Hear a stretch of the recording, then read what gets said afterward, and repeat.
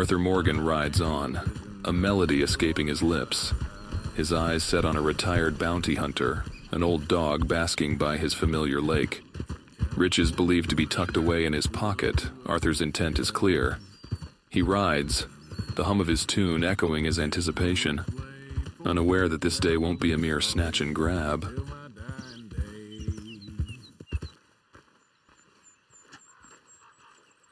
Hey, let me see that ugly mug. The Federals will be after you, you do that. Oh, yeah. Even worse than I thought. The Federals don't need to know about this. Empty your pockets, mister, and you can be on your way. I'll go. Maybe I should punch it into shape. Left with no choice, had to put him down to get the loot. An odd man, fiddling with an enigmatic device, caught Arthur's eye. Drawn to the peculiar sight, he strides towards him to investigate. Morning to you. Oh. Hello. Quite a day, isn't it? Sure. What a country. Stand here. Here? Just... there. Albert Mason. Arthur Morgan. Pleasure. I will try to send you back in time. Don't worry. I will only send you back 24 hours. Good luck with that. All right, let's snap you back in time.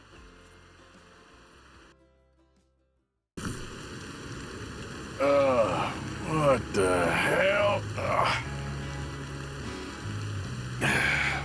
Arthur wakes up in a bad storm, feeling like he's just been knocked out. He's upset and confused, and the terrible weather isn't helping. The man said something about going back in time 24 hours, but that has to be crazy, right? Yet he can't shake off the feeling that this storm feels just like the one from yesterday. It has to be a coincidence, he convinces himself. He decides to make his way to Valentine. It's a town that can give him shelter from the storm, and maybe help him understand what just happened.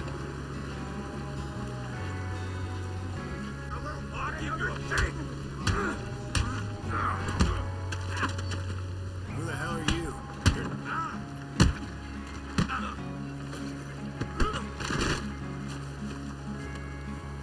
A random attack swiftly silenced with a well-placed hog tie. Just part of the daily dance of survival here.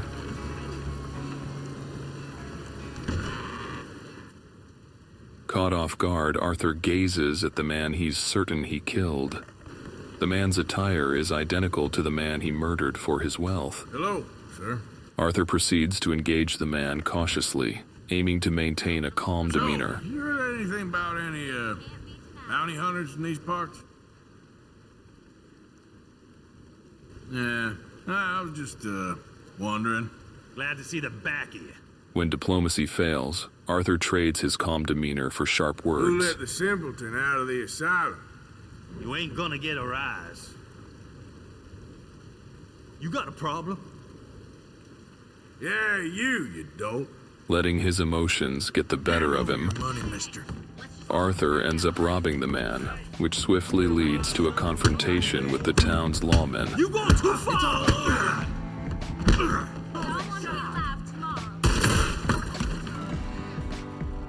Please just stop. Come on, mister. I was on the plane. Fueled by the desire for answers, pursues the man relentlessly. They gonna claim me.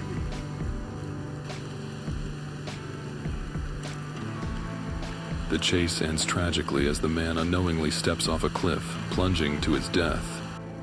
As the harsh truth begins to dawn on Arthur, he seeks further confirmation of his time travel. He queries a nearby newspaper reader about the date, which, to his disbelief, corresponds to what was yesterday for him. With growing conviction, Arthur sets out to find the ultimate proof: himself. If he truly has traveled back in time, there has to be another version of him existing at the same time. The unsettling sight of his own self hits him hard, making him feel queasy. This is far from normal. He decides, There is room for just one Arthur. His double must be taken out. Forming a strategy, he decides to return to the site where he put down the retired bounty hunter. He's confident this is the exact spot his other self will pass by the next day. He'll stay hidden, only emerging to strike when the moment is right. He knows they'll be alone, as the old man already fell to his death in this timeline. Hey there, boy.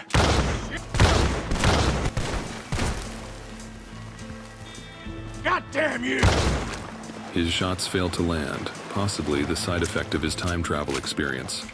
Nonetheless, it triggers a dramatic showdown.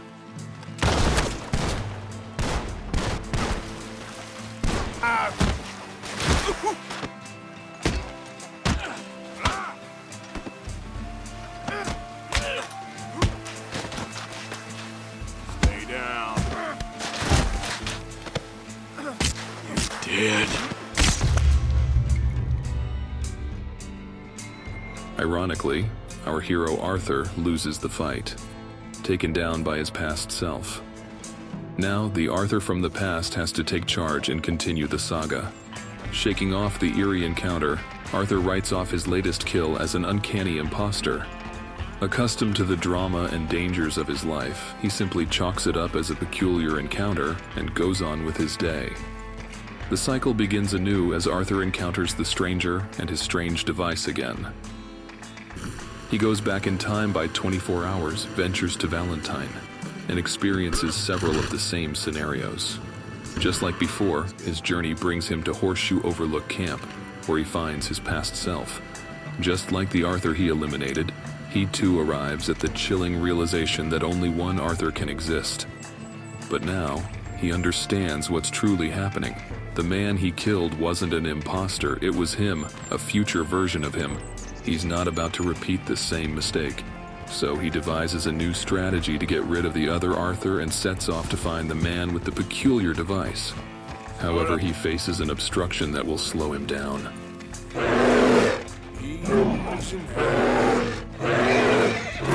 Just what I need.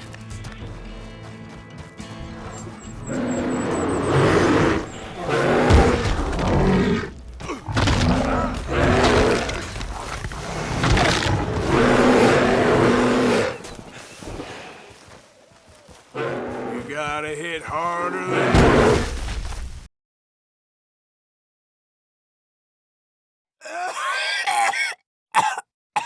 Oh, not again. Waking up in a daze, Arthur has no memory of the events of the last few days. A run-in with a grizzly, a battle he barely survived, knocked him out cold and erased his recent memories. His body aches and he's unsure why he's here or what's happened. His focus now is on getting back to camp to rest up. There's no recall of time-traveling incidents, and somehow things have a knack for sorting themselves out. The original Arthur of this timeline has been displaced to the past, leaving space for this Arthur to carry on living without another Arthur meddling in his life. That seems to be the case, at least for now. If you enjoyed this journey with Arthur, be sure to hit that like button. And don't forget to subscribe to our channel so you won't miss any of the upcoming adventures in the Wild Wild West. Stay tuned and we'll see you in the next video.